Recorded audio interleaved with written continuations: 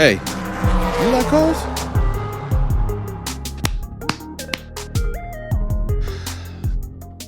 Listen, I'm right back. I'm not really right back. Whatever, I'm not even going to say anything. But we're here for episode 55. I'm already starting off reckless. The clapper. Now, episode 55. carQuicks. How are y'all doing? I know. I'm not even going to say how long it's been. It's been too long, far too long. All types of things. Let me fix this microphone a little bit better than what it was before. But I'm here now. Episode 55. We got some things to talk about. I hope you're doing well with the family. Hope your children, your loved ones, the cars are treating you well. The mods are going well. The tuning's going well. And you're enjoying the car news. And I am too, because I just love reading about it. It wasn't some jam-packed week or weeks. It's been about like a week and a half, to be perfectly honest, in my last episode. But I wanted to let the Ferrari news kind of, marinate a bit. I was excited about it. I didn't really hear much news, honestly, after it, in fact, because I guess it's so unobtainium for a lot of us that we're just like, hey, cool, Ferrari made another $400,000 car. What am I going to do about it? But I'm here to talk about stuff that's a little bit more our speed, a little bit more relatable when it comes to certain aspects of the news.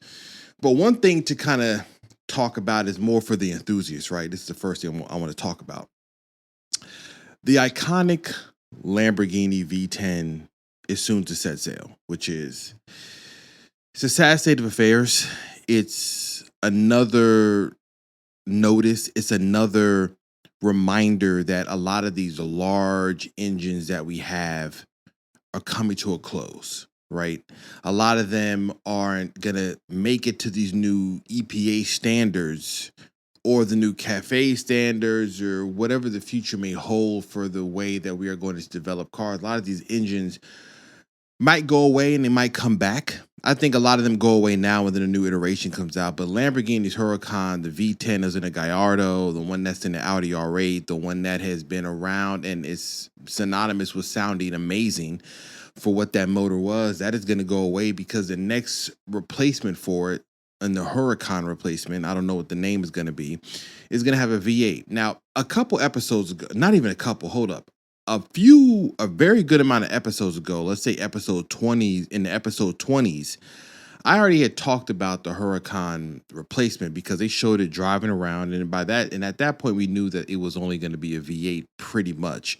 This kind of confirms it. So the V8 that they're using is a flat plane crank. It is the same one that is based on the one that's in the Urus, but flat plane crank means that we're going to get some really nice sound. I mean, if you need to understand what those sounds like, go listen to a GT350 or go listen to a Ferrari 458. Flat plane crank V8 sound amazing, and they get very, very close to the legendary sound that the V10 has. Not all the way, but we're not losing out. We're not getting this like burbly LS V8 that we're normally used to when people say V8s. We're getting something that does still sound exotic. That's going to be in the new Hurt replacement. It's NA. And in its base form, it's making 739 horsepower. And they said there's 3 electric motors that are going to be attached to it because, yes, it is going to use hybrid technology. Now, we can't knock it because hybrid technology was used in a way in the LaFerrari and the McLaren P1 and the 918 Spider. That was the beginning of us understanding that technology was going to start trickling down into the other cars. So I'm happy about it. If it's for performance, then I'm all for it, right? If it's going to add in the power. So the motor on its own makes 739 horsepower. It's 3 electric motors, one for the new 8-speed dual clutch transmission, the other 2 for the front wheels so they can have torque vectoring all-wheel drive. This is a very cool setup and one that is going to perform well. We don't even know what it's really going to do with the numbers, but if it's 739 without taking into account the electric motors, then this thing can get real close to the 1,000 horsepower that the Revuelto had. And that was a V12 with the new hybrid platform as well, too. So we're not losing out on the performance. And to top of that off, it revs to 10,000 RPMs. That's substantial, okay? That is something that we want to make sure that we're paying attention to. 10,000 RPM red lines in V8s that are flat plane is going to sound glorious. So I'm excited for what this is going to be and when it comes out. I don't know the date, don't know what the car looks like. It's Lamborghini, so we know it's going to look fairly exotic, pretty much in your face. I hope it's an aggressive design. The Huracan was aggressive for this time, but after a while it became pretty, standard fare that we're used to seeing. I'm willing to see something that's pretty just in your face, that matches what Lamborghini's known for. So Lamborghini's working on that. Some people are gonna make the new old ones, the V10s, the gated shifter ones. If you want one of those, you better go grab one now, because I guarantee them prices is gonna skyrocket. Especially the Huracans at the very end, especially the STOs, the Performante. That's one of my favorite ones. Performante is incredibly slept on. Not actually, no, let me not say it's slept on. I know the STO took a lot of that steam away from the Performante, but I just love the Performante in its total package. But you have that, the Gallardos, the Superleggeras, all of those are going to start going up in price, because that's the last of the icons when it comes to that motor and the chassis. But speaking about these big engines, right, to kind of piggyback on that, I know I was talking about V10s and these larger motors going away. There is some company that is still keeping theirs alive. A few podcasts ago, I talked about the Bugatti's new V16, and we had a clip of it in that old episode, and it sounds glorious. However, we got some more news. See, at that time, we just knew it was 16-cylinder. I thought it was kind of similar to what was already in the current Bugatti, quad turbo, 16-cylinder. Kind of find out it's actually a V16 layout. It's actually longer than the old 16-cylinder engine. So we're talking this very big, large motor that's taking up probably 3/4 of the car's length in just engine, made it to an electric motors from Rimac. The motor is made by Cosworth. They're talking about the red line is something like 10,000 RPM in a V16 with electric motors from Rimac. They are saying at the base level, it's making 1,800 horsepower. This is exciting. Even if you hate electric cars, even if you hate the idea of hybrid, you can't look at a V16 motor and tell me that ain't cool because it got electric motors on it. I ain't feeling it. Come on. Come on. We're talking about true high-grade hypercar performance. I'm waiting to see what that new Bugatti looks like. I'm waiting to see them test it, perform it. I'm just excited for it. Now, I don't know. I'm not high enough up in the ranks to get invited for the Bugatti launch. But hey, if anybody catches this video and says you want to bring some new faces in, hey, holler at carQuicks, please. Now, grabbing into some news about icons, keeping that going, Huracan, V10, Bugattis, the Chiron, the Veyron. We're dealing with the icons. Another icon that's got discontinued is the Chevrolet Camaro. And we don't know what the future is, to be perfectly honest. I thought by now we would have had some news about where they want to go with it, but the GM of General Motors, Mark Reuss, Reuss, I don't know how to pronounce his last name. He mentioned that he envisions the next Camaro to be targeting not only performance-minded enthusiasts, but like regular everyday people. And he said he envisioned there being a 4-door version. Now, I'm going to be perfectly honest. When GMs of large companies start talking about their visions of cars that used to carry very heavy, very renowned performance nameplates, turning into these 4-door sedans for everyday people, I do raise some concern. Couple reasons why is because America doesn't even care for sedans at that degree. Ford doesn't even make a sedan. Toyota, Honda, like the few in the luxury car manufacturers, the few that are holding on to sedans, but the entire look at the scope, if you look at how many sales are happening, it's SUVs. That's just what it is, unfortunately. No wagons, even though those are better people haulers. Barely any minivans, even though those are superior vehicles on all fronts when it comes to moving bodies. And there's barely any sedans. We like SUVs. That's what people are buying, so they're putting their money at. So manufacturers are going to keep making it. But the Chevrolet Camaro got discontinued because the sales have been going down. And at the same time theirs is going down, Ford is doubling down on the Ford Mustang, which is interesting. And we're going to get to Ford after this too. So you have the Ford Mustang and you have Dodge as well. Dodge went all the way as far as they could go with putting that Hemi Hellcat motors and red eyes and scat packs, and they took over and people loved them. I love the cars. There's no knocking what Dodge did when it comes to the Dodge Charger and Challenger nameplate. They represented for the entire time. And the future for them is still embracing EV, and they have a regular gas powered one with the Huracan twin turbo inline six. And I like how the new Charger looks. I've said it before in the episode I talked about it. I think it looks better than the last one. And I know that's all subjective, but just saying other companies are embracing their performance and still looking for the future. So it's interesting to see that Chevrolet acts as a Camaro, and the only instance that they give about what the future can hold is the GM talking about a four-door model that is targeted at a price point similar to the Equinox EV. Now, I say EV because he says he wants something that could be in the EV range. So we're talking about a four-door Camaro EV, electric vehicle. I mean, man, that doesn't even sound like it's going to execute the way you would suspect it to execute. Now, I know they can stuff a big electric motor in there, and they can come out the gate, be like, yo, 0 to 60 in 4 seconds, faster than the last Camaro SS, and all these things that they can do to try to get excitement up for the model, to get people to look at it and say this is a good replacement. But the Camaro's never been four-door. I know the original Charger, when it first came out in four-door, when they redesigned it, wasn't like the two-door Charger. I understand that, but there was enough space in between an old muscle car from the 70s to when they did it in like 05, 06 to let people at least get to grips with understanding it. But they backed it up with SRT branding, and they went all the way with it. So Chevrolet wants to do this, and they said the Equinox cost $33,000. So they said they wanted to price below this. You're talking about a $30,000 Camaro EV in four doors that's economical, and there's no new combustion engines, and I don't know if they're ever going to add that. So it's interesting to see what they want to do. I personally think that they should have just went the way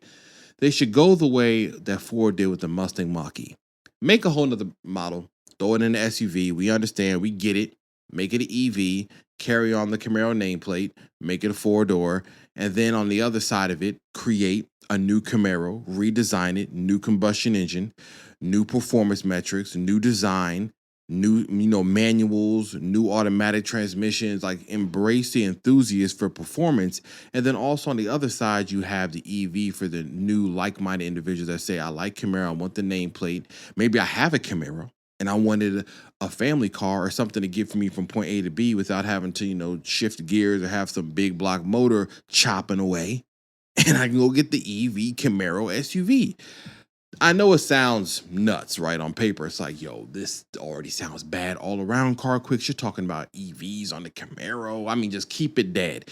I guarantee a bunch of people are going to hear this. When they see this article and they read it, they're going to say, we might as well just keep it dead. Don't even bring it back. Matter of fact, keep it where it's at. We're just going to remember when we drove the last SS, and we won't be caught up in seeing EV four-door economical models. I don't even know how that would look or play out, but that's where the GM is. That is what they are thinking for the alternative. They're thinking of what the future can hold and what they can do.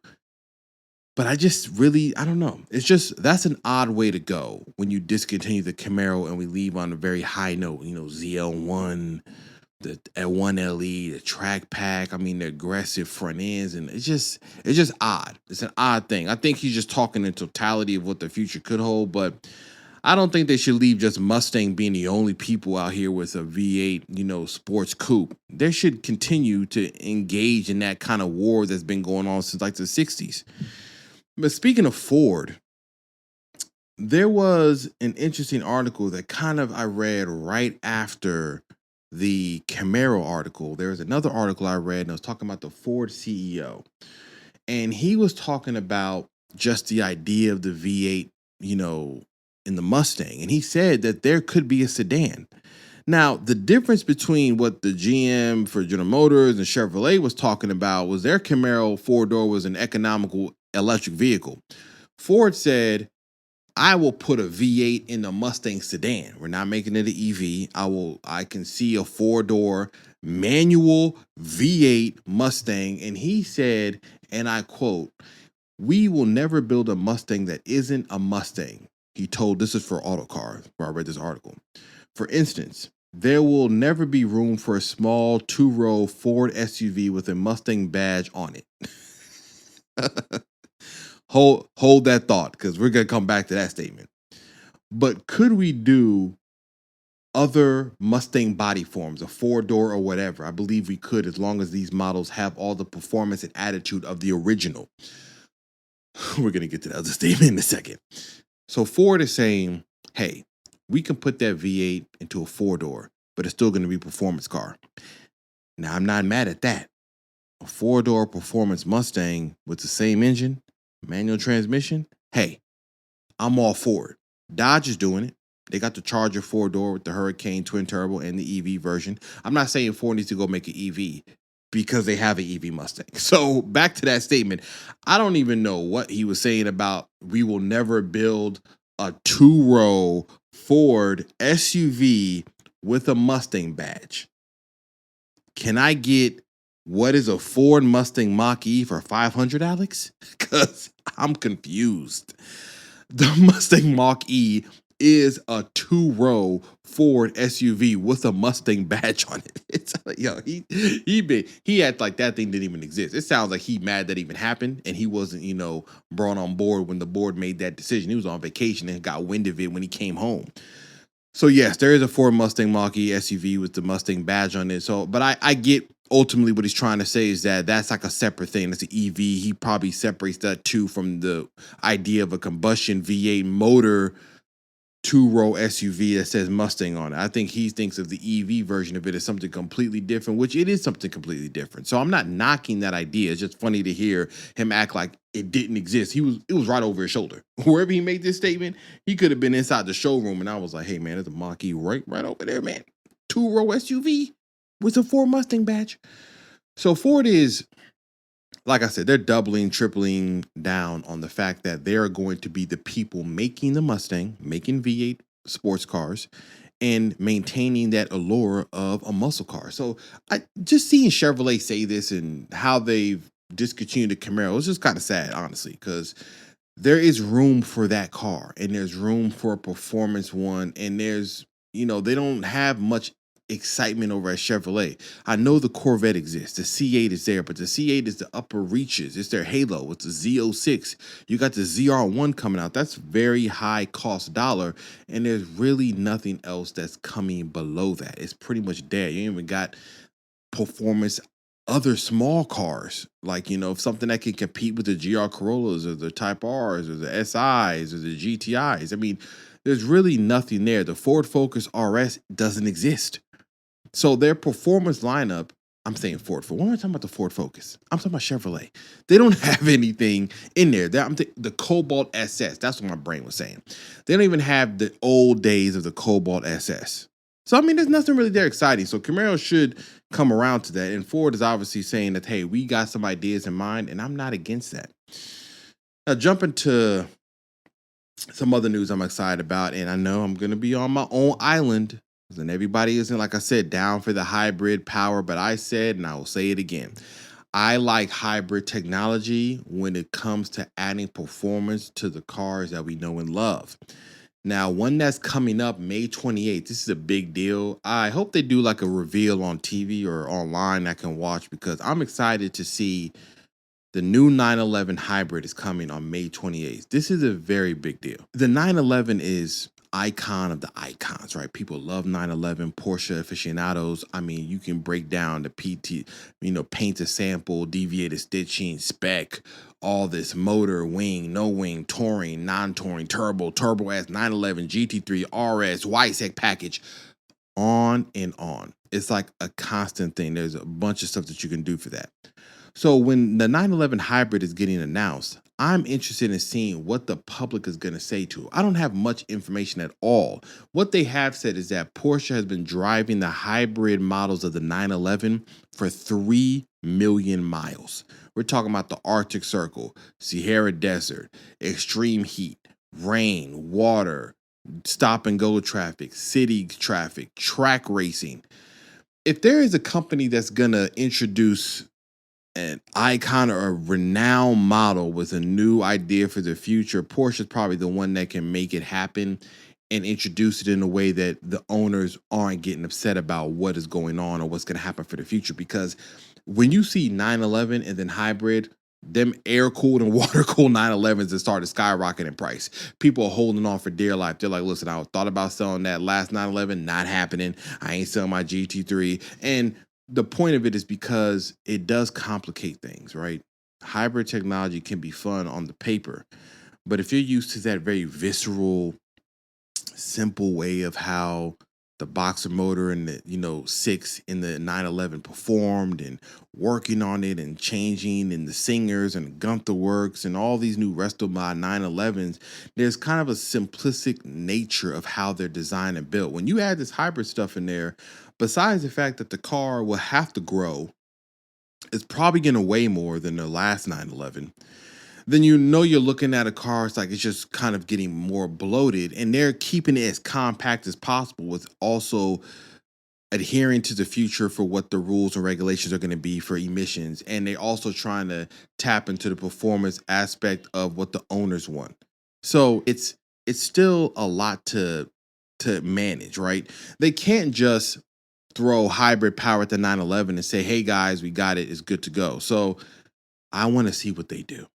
I know it's Porsche. I trust Porsche knows who their demographic is of who buys their cars. They know them very well. And I'm interested in what the engineers can come up with, because every year they redo, or every generation they redo the GT3 and somehow inch out another half second across whatever track they're racing on.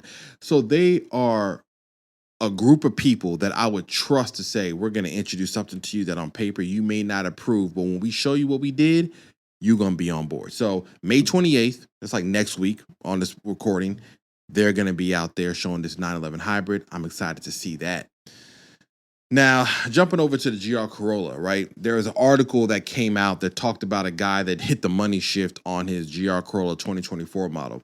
Now, some people are online talking about this is highly too expensive to fix, and I don't even know how it got to this price, but the money shift is, if you drive a manual car, if you don't know, if you listen to this podcast for the first time, and you're like, yo, I don't even know what's a money shift. So you're driving, he was in 5th gear at the top of the rev range. He's supposed to go into 6th gear, or they said he went from 5th to 3rd, which I think the article got that wrong, because that's such a weird, if you know the shifting setup on a GR Corolla, you go 1st gear, 2nd gear, 3rd gear, 4th gear, 5th gear. I don't know how he managed to get to 3rd gear though, because 3rd is down and then back up. Now, if he went to 4th gear, which is I think what the article wanted to say, that makes more sense. Because if you're at the top of the rev range for 5th gear, coming to the red line near 7,000, and then you grab 4th gear, you are going to over rev the engine, what he did, to near like 9,000 RPMs, and the joint just grenaded itself. That's why it's called the money shift. The crazy thing is, he got a bill from the Toyota dealership that cost $42,000 to fix it. That's as much as a whole car. Toyota denied the claim. I mean, of course they're going to deny it. I mean, $42,000, we might as well just get a new GR Corolla right in the truck and send it to your house. Now, they said that the guy is still working on it to get some resolution, because, I mean, that's unfortunate. Mistakes do happen. I don't know where the warranty comes into place when it talks about driver error, because that's driver error, especially if he really did go to 3rd gear. I don't even know what he was thinking. I don't even know how he got there that fast out the car, at least accelerating a little bit. But 5th to 3rd, I mean, I don't know how you do that. I really don't. 4th gear, I understand. You're trying to come down to 6th, but you come down to 4th, it happens.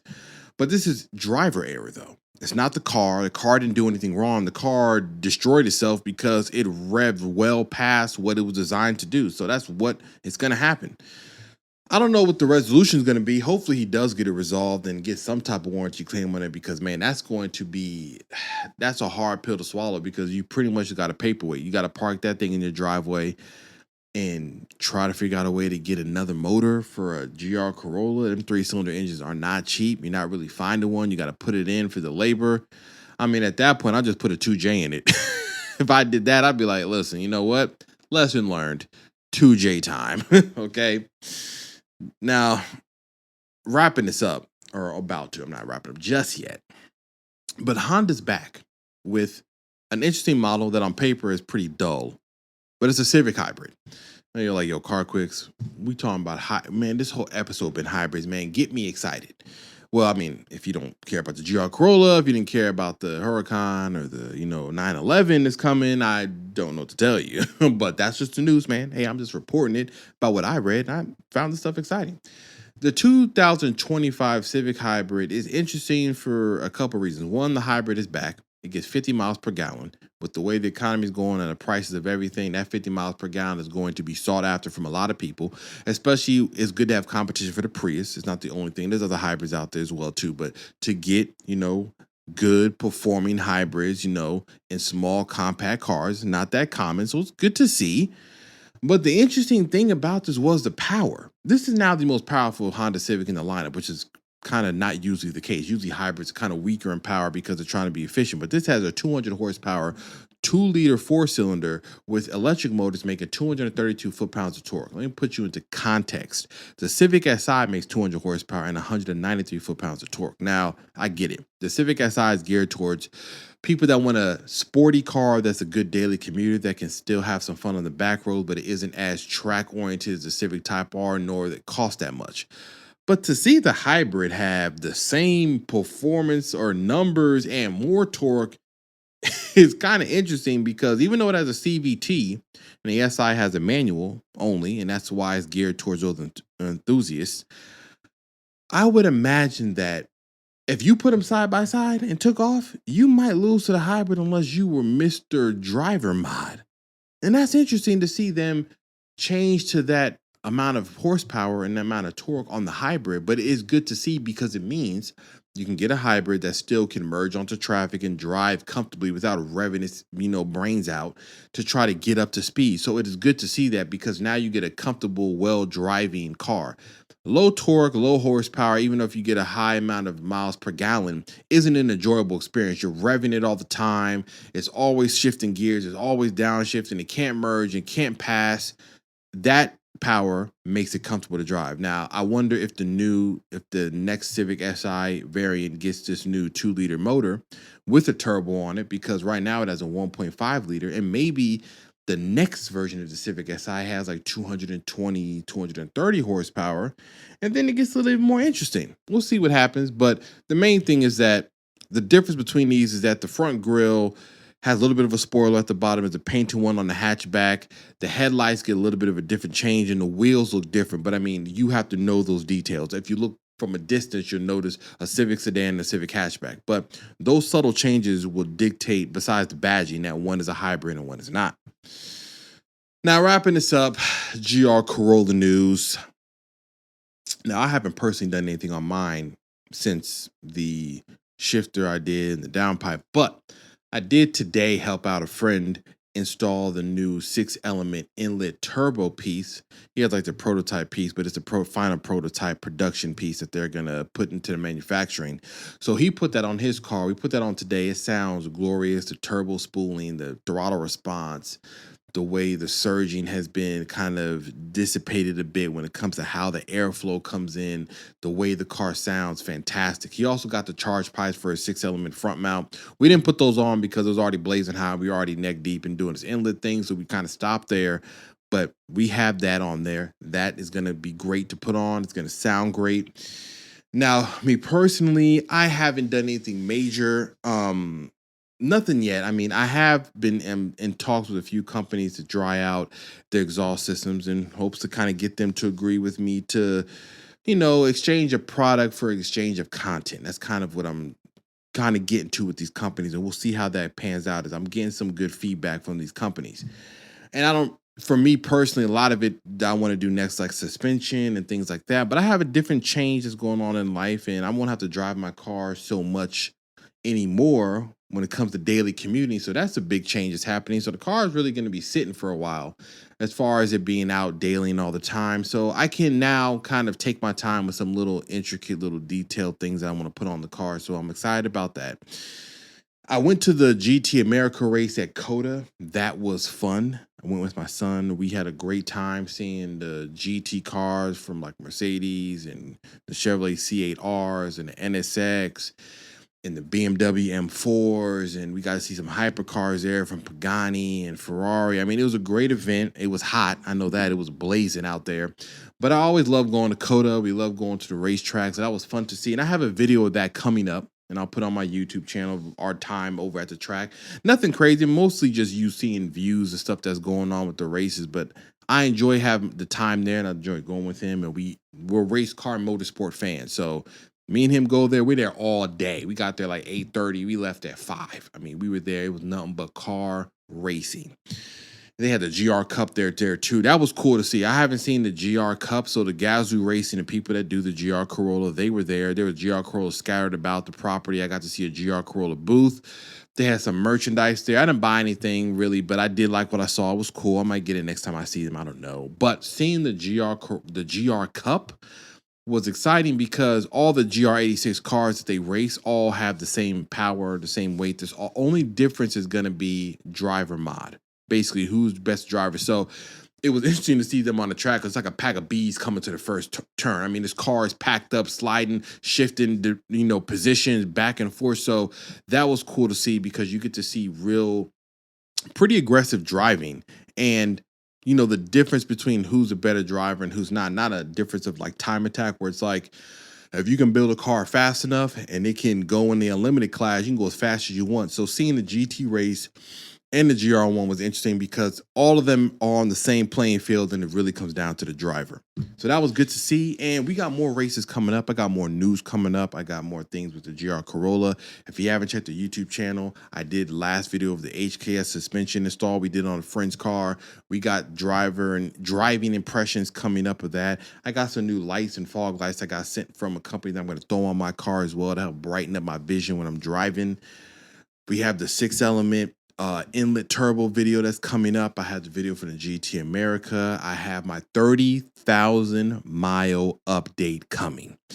So I did that video today as well. I shot a video of I did this one quick. I didn't get into so many details of the car because I'd already done that at 15,000 miles, at 9, and at 2,000. So I'm just coming back to tell the people like, hey, this is what it's been like for 30,000 miles, and it's been holding up quite fantastically. I haven't had any issues, not mechanically, not body-wise, not interior-wise. The car has been solid. So that video is coming too. I'm pretty much jam-packed on the YouTube. If you haven't been subscribing and you're watching this video on YouTube and you just decide to not subscribe, do yourself a favor. Hit the like, hit the subscribe, and tap in. And like I always say, do as you wish and do as you may. It's Cameron Biggs, your host, and this is the carQuicks podcast. I'll see y'all around. Peace.